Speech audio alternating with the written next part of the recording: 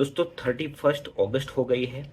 3-4 latest update है जो information मैं आपके साथ शेयर करने जा रहा हूँ। पहली तो ये बात कि कई लोगों का मुझे फ़ोन आया कि सर एलएमआई ये बंद हो चुका, वर्क परमिट बंद हो चुकी है, ऐसा हमने सुना। वो एक्चुअली आधी अधूरी इन्फॉर्मेशन है।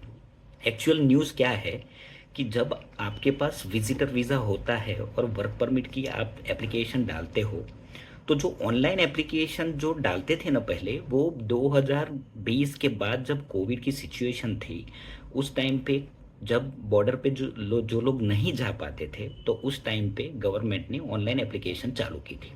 उसका 2 साल एक्सटेंशन हुआ, फिर 2 साल हुआ, मगर इसका जो एक्सपायरी था वो 2025 में था। उसके पहले ही इन लोगों ने बंद कर दिया। मगर जो फ्लैग पोलिंग, हमारी इमिग्रेशन की लैंग्वेज में उसको फ्लैग पोलिंग बोलते हैं, तो बॉर्डर पे जाके जो वर्क परमिट करनी है ना, वो चालू है, वो बंद नहीं हुआ है। तो आप कंफ्यूज मत होइए, वर्क परमिट बंद नहीं होने वाली है। दूसरी बात, एलएमआईए भी बंद होने वाला नहीं है।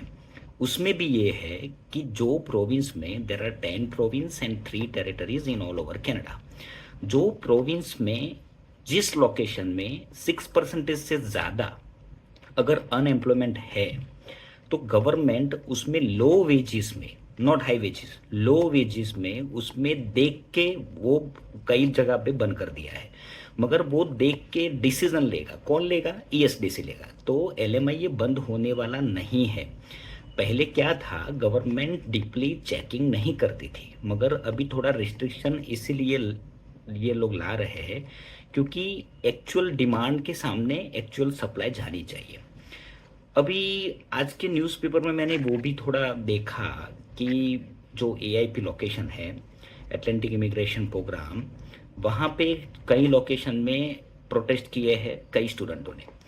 तो देखो, उसमें एक बात ये भी है कि यहाँ से जो बच्चे पढ़ाई के लिए जाते हैं ना, उनको एक चीज़ देखनी चाहिए।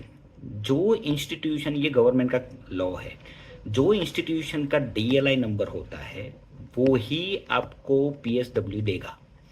और टाइम ड्यूरेशन आपको, अगर उसमें पढ़ाई की है आपने, तो ही आपको पीएसडब्ल्यू जो टाइम है वो मिलेगा। और उसमें वर्क परमिट का जो टाइम ड्यूरेशन 2 साल या 3 साल, डिपेंड्स ऑन योर एजुकेशन।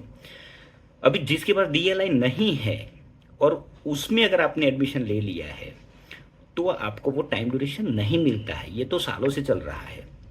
अभी प्रॉब्लम कहाँ है कि कनाडा में जो बंदे चाहिए, जिस ऑक्यूपेशन में चाहिए, हमारे गुजरात से और पंजाब से जो जाते हैं लोग स्टडी वीज़ा में, वो उस सेगमेंट में जा ही नहीं रहे हैं जिसकी डिमांड है।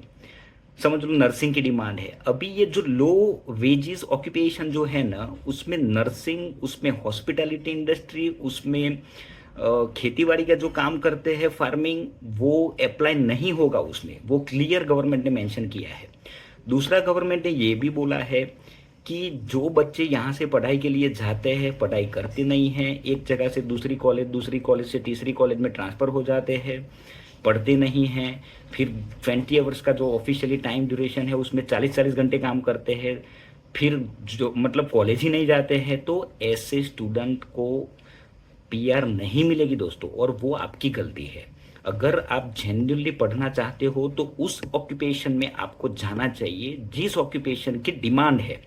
उसके बारे में मैं ऑलरेडी यूट्यूब पे बहुत सारे वीडियो अपलोड कर चुका हूँ कि राइट नाउ कौन से ऑक्यूपेशन में।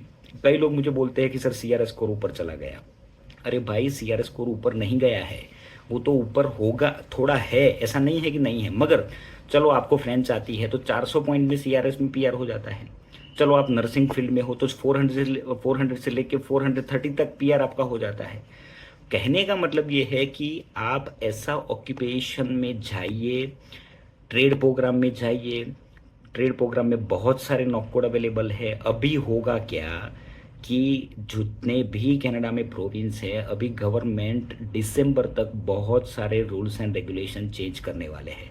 आपको हर रोज़ एक चेंजेस मिलेगा, और मैं आपको इन्फॉर्म भी करता रहूँगा। उसके लिए आप मेरी यूट्यूब चैनल, इंस्टाग्राम, जो सोशल मीडिया के जितने भी मेरे पेज है, उनको आप फॉलो करिए। सिंपल सी एक ही लैंग्वेज है कि इनको जो बंदे चाहिए ना, वो ही चाहिए। अगर आपके पास ऐसा कोई स्किल्ड हो कि जो स्किल की डिमांड कनाडा में नहीं है तो आपको नहीं जाना चाहिए दोस्तों। और जो एम्प्लॉयर एम्प्लॉय को काम नहीं दे पाएगा और दोनों की terms and condition proper satisfy नहीं होगी, वो ट्रांजैक्शन अब कंप्लीट नहीं होगा। सिंपल सी बात है। बाकी एलएमआई ये बंद नहीं हो रहा है, बंद होगा भी नहीं, वो चलेगा, क्योंकि ह्यूमन रिसोर्स के बिना देश नहीं चल पाएगा। ये खाली थोड़ा रिस्ट्रिक्टिव मोड में डाला गया है अभी जो फिलहाल सिचुएशन है। एग्जैक्ट डिमांड के सामने एग्जैक्ट सप्लाई जाएगी। स्टडी वीज़ा भी बंद होने वाला नहीं है, उसमें बहुत सारे चेंजेस ऑलरेडी आ चुके हैं, उसमें कैप लग चुकी है।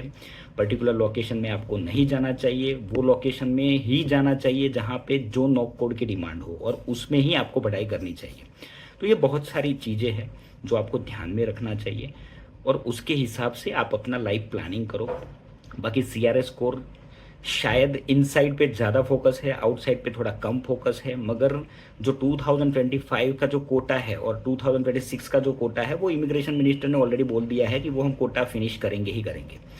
मगर एग्जैक्ट डिमांड के सामने एग्जैक्ट सप्लाई ही जाएगी, ये कंफर्म है। Okay, thank you.